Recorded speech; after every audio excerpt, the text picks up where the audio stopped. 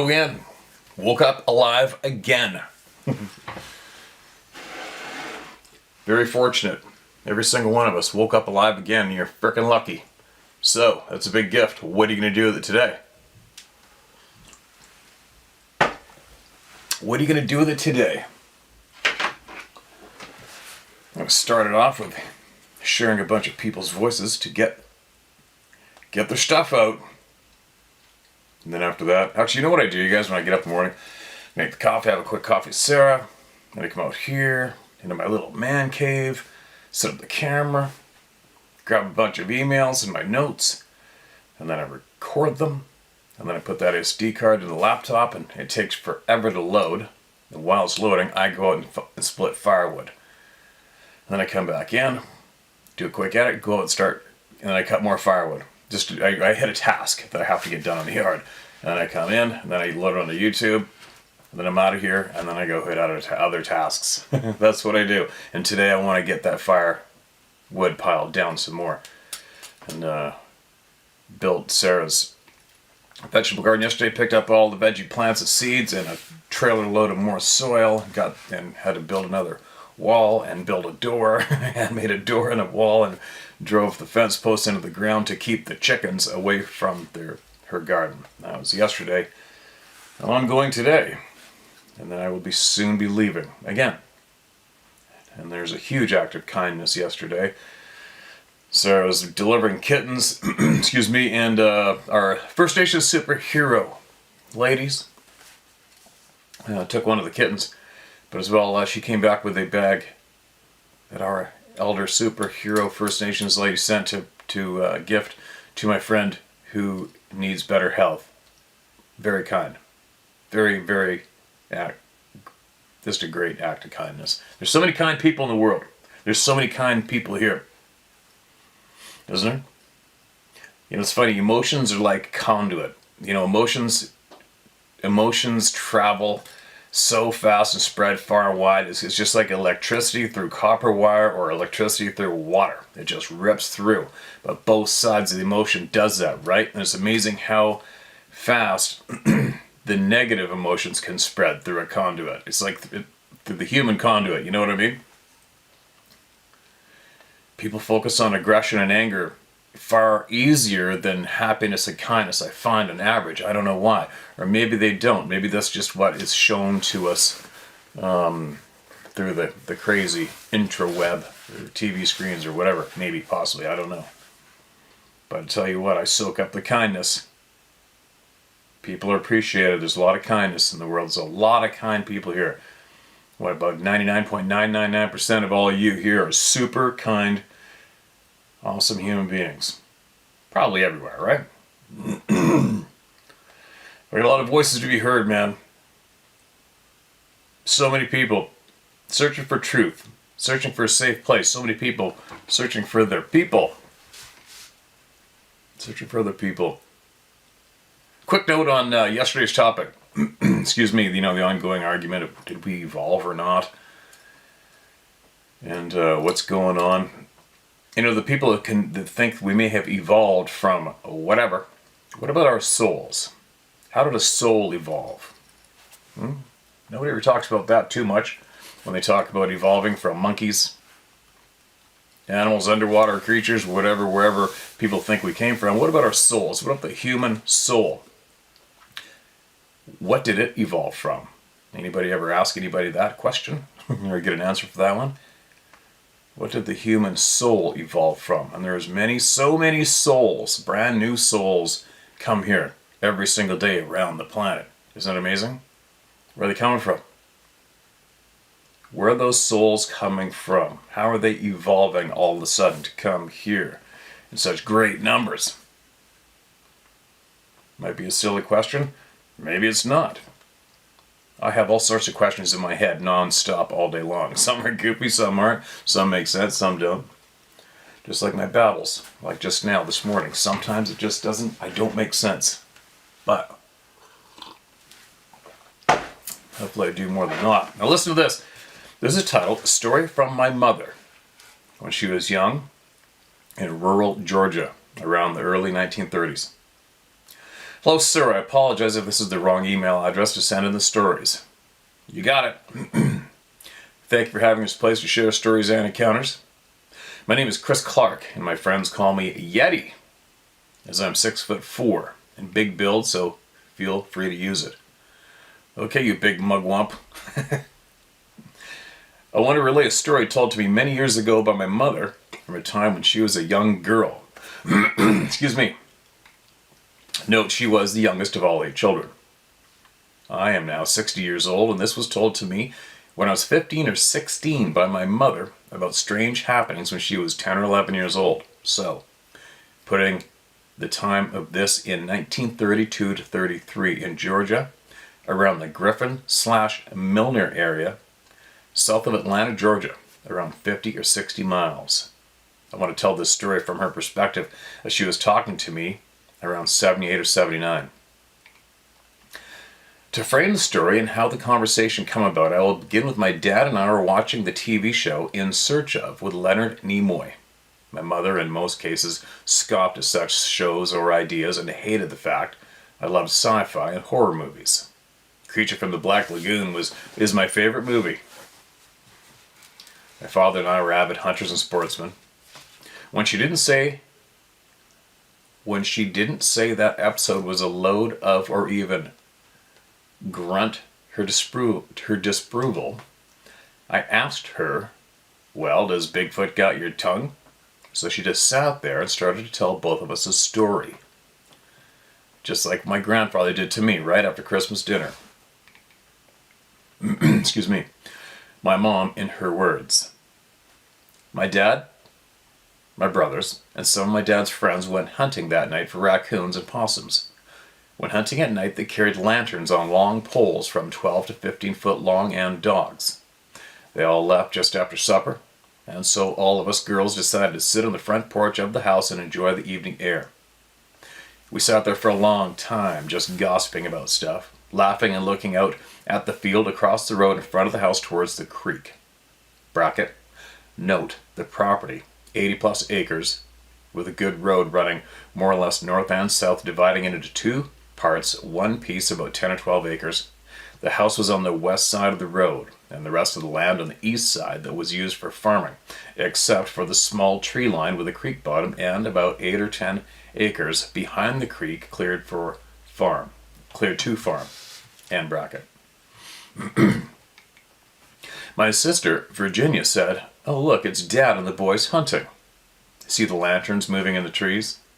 We all looked, and after a moment, Mother said, "No, that can't be them, as they are at Mr. Williamson's." Bracket, I think that's the name she used, end bracket. Mr. Williamson's farm about 8 miles away, and that is behind us. And there were 9 people hunting, and 5 had lanterns, and 4 were handling the dogs, and there were no people or dog sounds to be heard, and we counted 8 lights. My mom and older sister both noticed the light was not a lantern, yellowish color, but more a blue color. And we all saw them moving from south to north and bobbing up and down and acting strange. The light floated about in the trees for 20 to 30 minutes, still moving north, but no sounds at all could be heard now, and even the bugs were quiet. After they started to move west, but not directly towards our house, and my mom told everyone to get inside the house, and she and my oldest sister, Irina, were going to run up the road north of our aunt's and uncle's house about a mile or a mile and a half away. I was young and scared and did not want my mom and sister to go and leave us home. My mom and sister got about 50 feet from the house. I went out the door running after them. My mom was mad, but took me in tow, and off we went. The road had trees on both sides after you cleared the field area, and my aunt's house, a small 4-room home, sitting about 75 to 100 feet off the road. We had lost sight of the lights once we got into the trees, but my mom thought the light looked to be moving in my aunt's house direction. Isn't that funny? Aunt. When we got close enough to see my aunt's house, the lights were floating all around it, and no light could be seen inside the house. The floating light looked to be about 2 times the size of a basketball. My mom ran up to their house and banged on the door, and no one answered immediately. The light continued to float around that house, but moved off a little. My sister and I are now across the road and hiding in the edge of the trees near the mailbox. I saw my mom talking to her sister, but could not hear what was being said. My aunt closed her door, and my mom walked back out to us, and we started back to our home, and my mom was scared but trying not to show it. After we got maybe 500 or 600 feet away from their house, we saw 4 of the lights were now following us.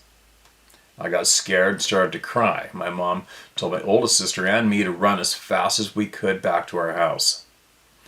We took off and soon realized our mom was not behind us once we got to the walkway from the road to the house. We started to yell for her, and after what we thought was forever, she appeared from the trees, walking as fast as she could, as she was older, and after 8 kids, not as spry as she once was. When she saw us just stand in the road, she yelled at us to get in the house now. The floating lights were behind her, about 10 feet or so, but did not come past the trees after my mom came out of the tree line. After about 5 more minutes, my mom came in the door, locked it tight, and then went to the back door and did the same. She told all of us to stay in the big room all together and be quiet. All this took place from about 8:30 to 10:30-ish when my mom got back into the house. Our dad got back between 12:30 to 1 a.m., and we all screamed when he tried to open the door and it had been bolted shut. Something just didn't happen. Something that just didn't happen in rural Georgia in the 1930s. He was a little upset that the door was bolted shut, and they caught no game the entire night as the woods seemed too quiet. The dogs were acting spooked all night. Quickly, my mom took him to the kitchen and told him what went on. As we at the same time were telling our brothers, but they were laughing at us. When my dad returned to the room, he told them to shut up sharply and be quiet. He then took my 4 brothers and took them to the porch and told 2 to remain there, and the 2 oldest to come with him, and they went out to my aunt's house back up the road. They were still all armed with shotguns or rifles. After about 2 hours, they came back to our house, and he told everyone we all need to be very alert for the next several weeks and to stay out of the woods unless one of the boys is with you with a gun during the day, and no one was to go into the woods at night at all until he told us it was okay. He said the appearance of the Haint lights would mean that woolly boogers could be about. Probably a typo on the Haint, unless it's another word I'm not familiar with. We said woolly boogers? Buggers. Woolly buggers? He replied, tall, hairy men like people. My dad and mom recalled at a time in the early 1900s when the Haint light showed up in an area close by to where we were currently living, and woolly buggers had been seen and killed livestock and attempted to get into people's homes during the night for several weeks after. For several weeks, my dad and brothers took turns standing guard on the front porch at night, and it was not till just before Thanksgiving that they stopped doing that, and this whole thing started in the spring. We never saw the light again after that, but a few weeks after the light appeared around their house up the road, But a few weeks after the light appeared around their house up the road, my uncle died suddenly. Many people in the area blame the Haint lights for his death, as he was just a little older than my dad at the time, so maybe late 40s to early 50s. I just don't remember. She stopped her story there. A few weeks later, I spoke with my aunts, and they confirmed my mom's story, but seemed to get very upset with my mom for telling me. Why? Bracket. My grandmother on my mom's side had passed away before I was born, and my grandfather passed away when I was 5, and I don't remember him much, end bracket. My father was 2 years younger than my mother, and he then recalled when he was young and overheard his grandfather talk to other men about some huge critters moving around in central and eastern Georgia, again killing large livestock animals. And he remembered the year was 1933. So this was way before my parents even knew each other. But the dates do match up. The property stayed in the family for many years after my grandparents' deaths, up until 2015. And though it was not farmed anymore after about 1959, so it had grown back up with woods. So many of my relatives and I hunt on it from time to time over the years, from about the early 70s till it sold. I never saw anything strange there, nor even took much game there as well. But a couple of my cousins called me and other family members one year in the spring turkey season of 2008 to ask if any of us had walked through the property with blue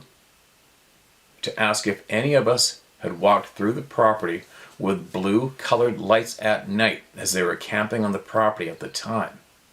I also recall my mother telling me about finding arrowheads all over the property and about a very large rock in the wooded area near the creek. I saw this rock and it was about the size of a 1.5 or 2 room house, and it had native markings on it, but no one to my knowledge ever got a picture of it. I think it was granite, but not sure. I lived in Georgia at the time but had my own land hunt on and had not hunted on that land after 1990, as I lived in Florida from then till 2005, when I moved back to Georgia from 2005 till 2014 near the Noonan area in Grantville, Georgia. After talking to several of my cousins, I didn't think anyone hunted on that land after 2010 or 2011, until it was sold in 2015. And the people who bought it, I believe, abandoned their plan a year or two later to build a house on it, after the camper they parked on it near the creek was destroyed by someone, or maybe thing, as no one was ever arrested for the destruction due to lack of evidence. They sold it, and I think it has since sold again. Oddly enough, where I lived in Georgia at the time was around the Grantville area, southwest of Noonan, Georgia. I was only 4 or 5 miles from Belt Road, where from about 1979 to present day, a Bigfoot-like creature is still seen from time to time. It is called the Belt Road Booger. I often felt very much watched there, as I lived way back off the road on 36 acres, and that backed up to 3,000 plus acres of timberland. Again, I never saw anything but had rocks and sticks thrown in my direction when I hiked into the timber company land from time to time. I was always armed, as we had a bad coyote problem, as I mentioned. I remember the story my mom told me when I was watching a TV show called Hellier about goblins in Kentucky, and heard one of the local people from the area call them wood boogers. I equated it to her calling them woolly boogers. Unfortunately, I can't ask my mother, father, or any of my aunts or uncles about anything I may have missed, as they all have passed away, with the last one going in 2005. Odd how one word can trigger a flood of memories. I sold off the property I had in Grantville, as there were way too many crazy city-type people around me who got mad I shot the sweet coyotes. That was until their precious little kitty, or darling lap muffin Pooch, got killed or carried off by one. I moved back to Florida 20 minutes from the beach fishing, and about 45 minutes for good hunting land filled with a lot of good game, and I'm happy again. I wanted to share this story my mom told because it became more relevant after hearing other stories people have told on your channel and various other channels. Even though it was not a first-hand party, I 100% believe my mother, as she was not the type of woman who made up things or stories, nor was my father, as both were practical and grounded people. They thought I was the crazy one because I loved horror movies, ghost stories, and such things. Please feel free to share, as it may trigger memories in others of stories told by their parents or grandparents. Thank you. Be safe out there, Chris. Thank you, Chris. And you be safe out there too, man. There you go. That's a lot of detail on the area, right? And there's nothing in there that we haven't had reported yet. Imagine the terror for those children to watch their mom walking up from that timber with those lights following right behind her. I mean, they're just bright lights, but it doesn't matter. It doesn't matter. If a human being does not understand it, never seen it ever before, you're going to get scared, especially children. And there's nothing that scares children more than the parents being terrified, right? That can make you, that can really trigger the child's fear way more. But anyway, somebody out in that neighborhood or around that area has got the same shit to report, don't they? And it's coming. You watch. You watch. Somebody from around that area is going to chime in. For sure. Thanks again, Chris. I appreciate you, man. Good luck fishing and hunting. If you learn any more, you know what to do. This next one's titled Bigfoot Encounter. I'll make this story short. In 1992, Maryland State Park. Me and two girls were swimming in a river when Jennifer looks up about 25 feet to the walking path above and said, "What is that?" I said it was a man walking. She said, "No, that's no man," and went into a panic. I took a closer look and I got the god-awful feeling in my stomach. I was scared shitless. The only thing I could think of was to act like a dog and bark. It just kept on walking. Me and two other girls got the F out of there and didn't even talk about what had happened. We said nothing to each other. For me, I felt ashamed for what I acted like. I didn't have a weapon at the time, and the thing could do to protect the girls was to act like a dog. I still feel ashamed of myself. You can share this if you want. I was 22 years old when this happened to us. It's a big hit to my ego. I don't go in the woods without a gun now. End of story. Okay, man.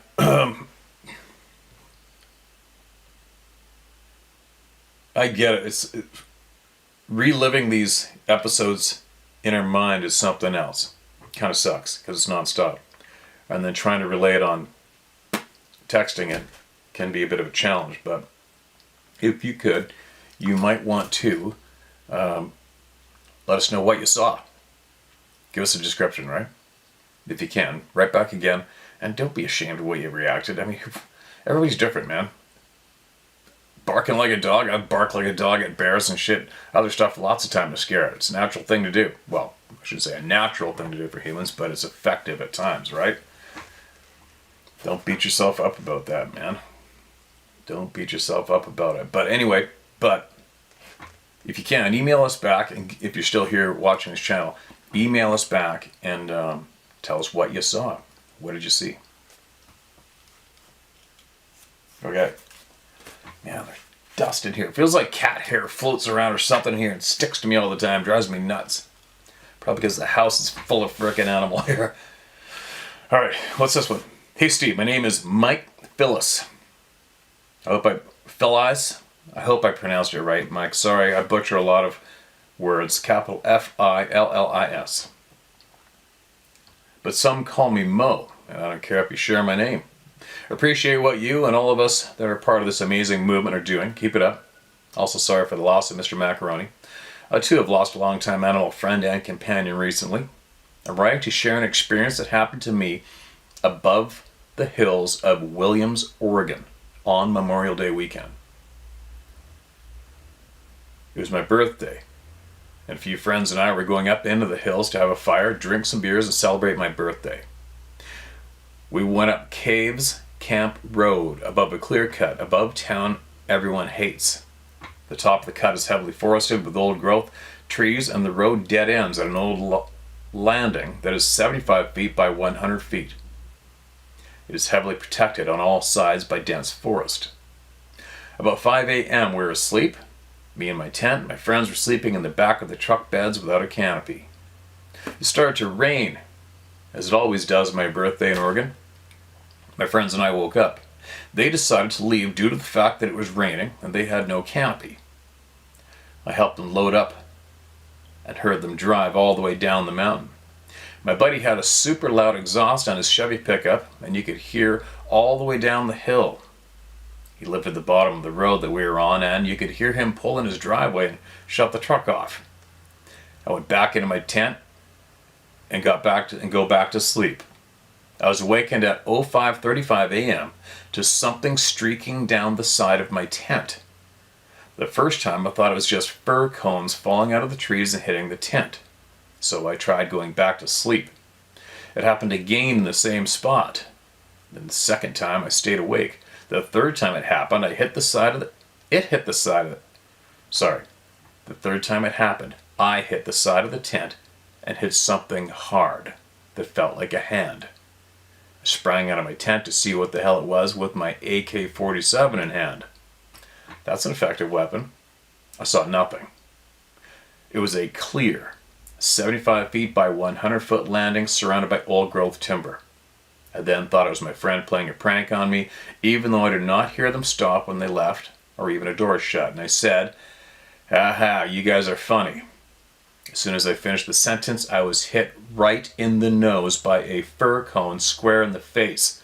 I mean right in the nose. I saw nothing from the direction it came from, and then I said, "Knock it off, I'm trying to sleep." I turned around to go back into my tent and sleep when I was hit 2 more times in the right shoulder and neck by 2 more fir cones. I spun around to see if I could see what was throwing them, but I saw nothing.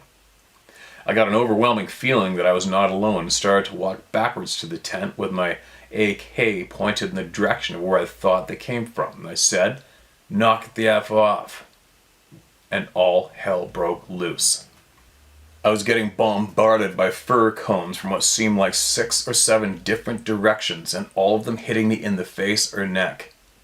I thought to myself, there is no way in hell that these are my friends doing this. I still had that feeling that something was watching me and feeling like I needed to leave. I quickly started to pack up my stuff while I was being assaulted by fir cones. I got everything packed in my truck, and when the last of my things made it in the back of my truck, it stopped and was completely silent. I mean, not a sound. I opened my truck door and stopped to look back in the direction from where the first cone came from, and boom, hit square in the face again by 1 fir cone. I climbed in the truck and raced out of there. It was crazy. First off, way too accurate for a person or persons to continuously hit someone in the same places over and over. And I also don't know a single person that can throw a fir cone over 50 feet, let alone 100. Since then, I have found tracks and seen them peeking from around trees at me on numerous occasions.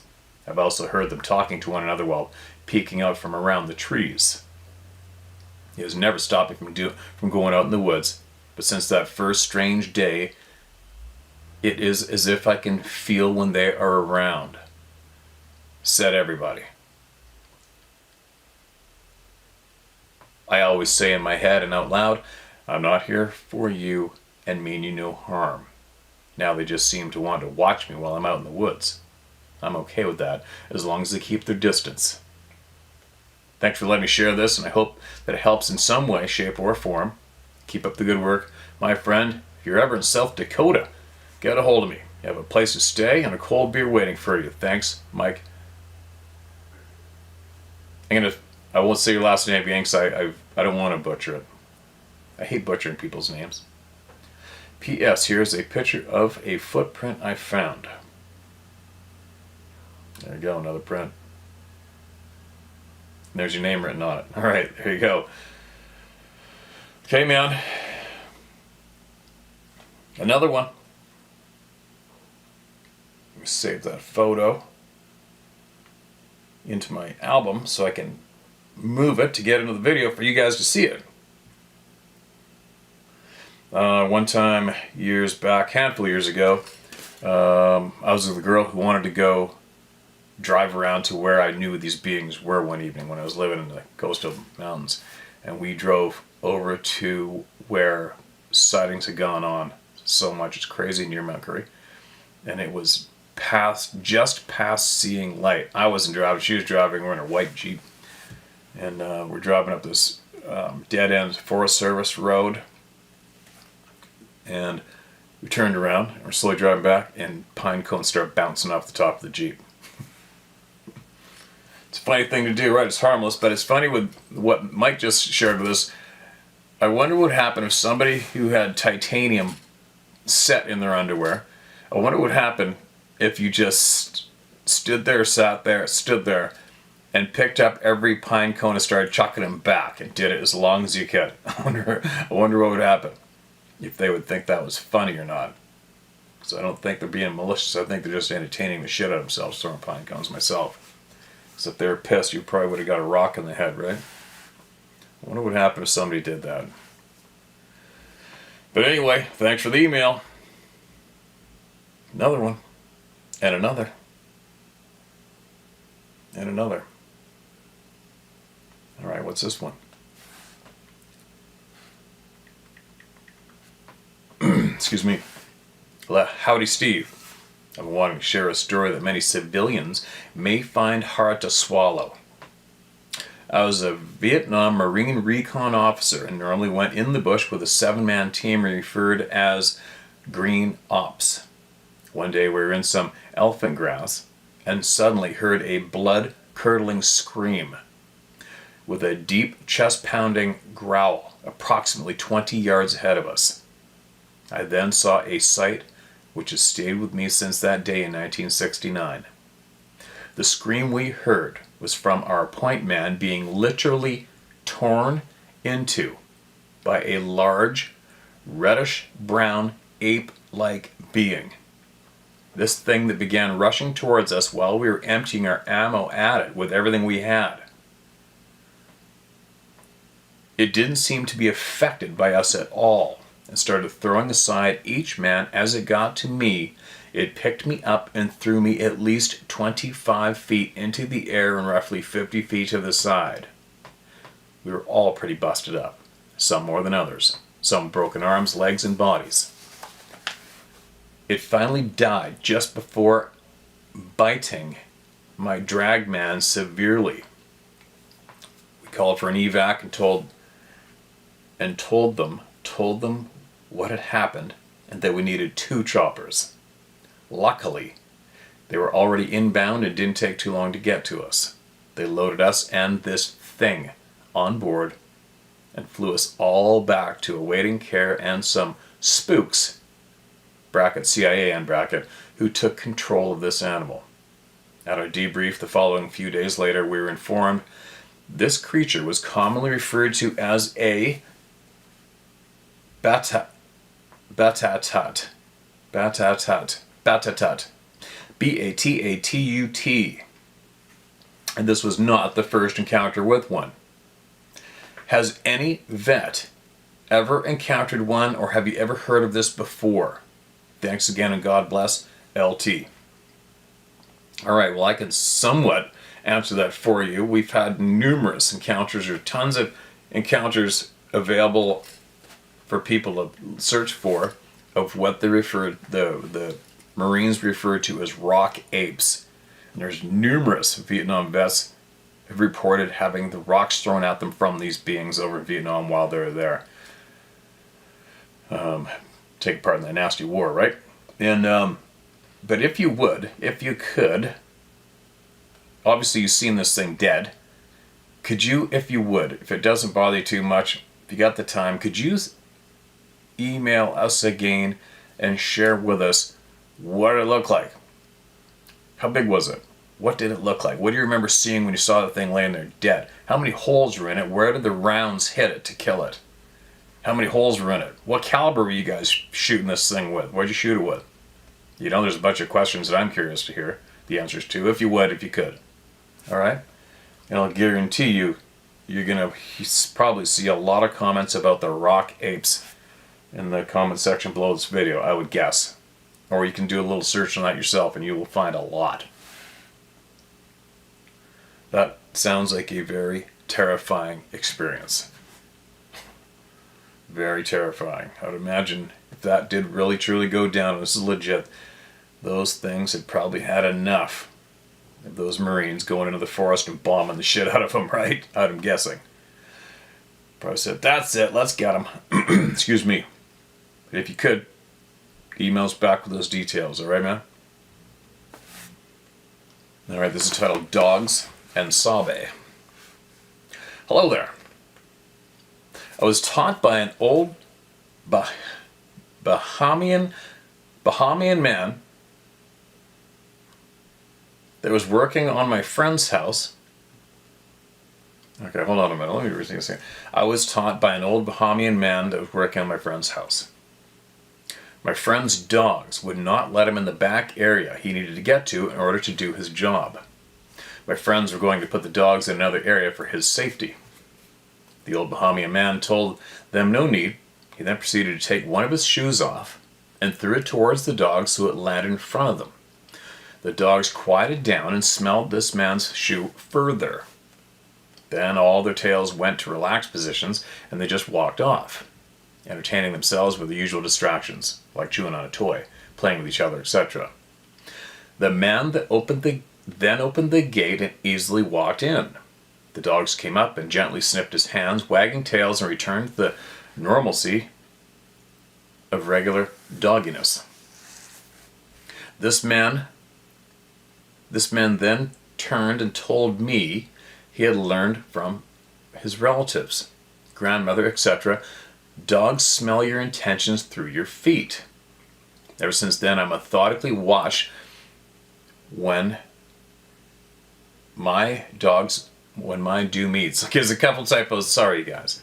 I'll try to put it together the way she meant. Ever since then, I methodically watch when my dogs meet new people. Always feet first. Feet are the first thing they can smell, the energy or something being put out. I don't know what the dog smells with Sabe. Maybe it's the accumulated death smell and the dogs know what it is. When HS smelled, they smell death and fear it.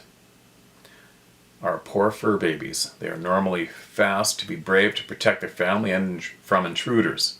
Dogs live every minute, and I have always admired how they just do dog life and love every day until their eyes close for the last time. But this thing? Nope. Just as traumatizing to dogs. Stay safe, Cat. Alright, thanks, Cat. That's interesting. I'll guarantee I'm going to be watching for that. A lot of people are going to be watching for that. Dogs go to the feet first, smell the intentions. And we've all seen it.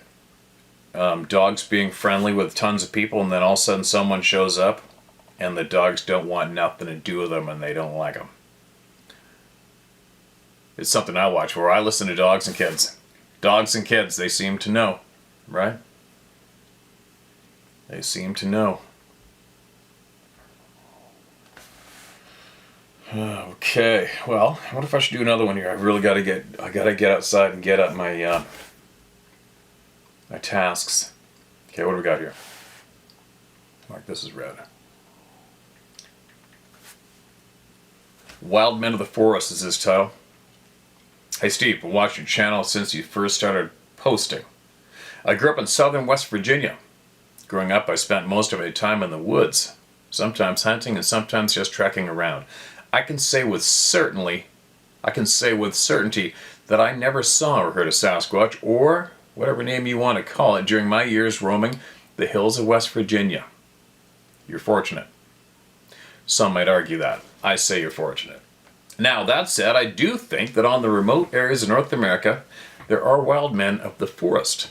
The evidence is overwhelming. Extremely large ape-like creatures have lived like Gigantopithecus, for example.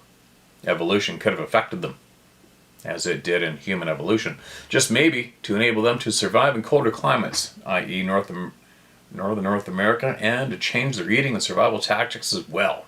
I really enjoy your shows. Keep up the good work. My best, Al Lovitz. Al, appreciate it, man. But if you do listen to all the people here and take note of the patterns, you'll find that you might have missed a few strong points when it comes to these beings. Possibly.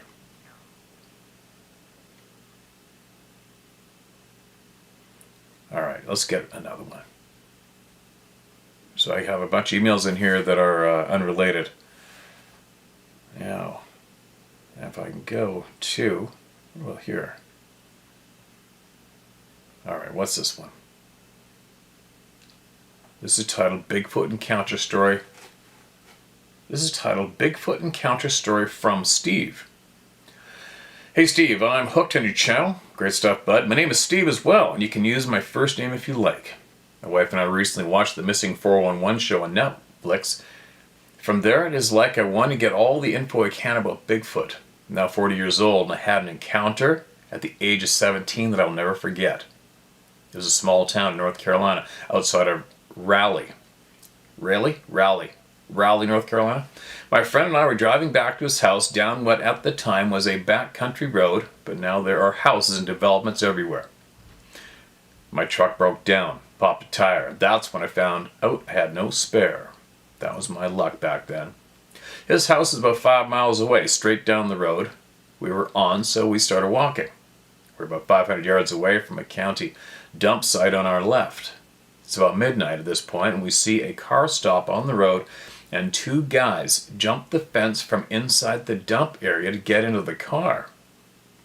Me and my buddy were like, they just robbed that place. We're witnesses, and they may try to get us knowing we saw. This is where the story gets interesting. The left side of the road was wooded, so we ran and hid about 30 feet into the woods while we waited for the car to pass.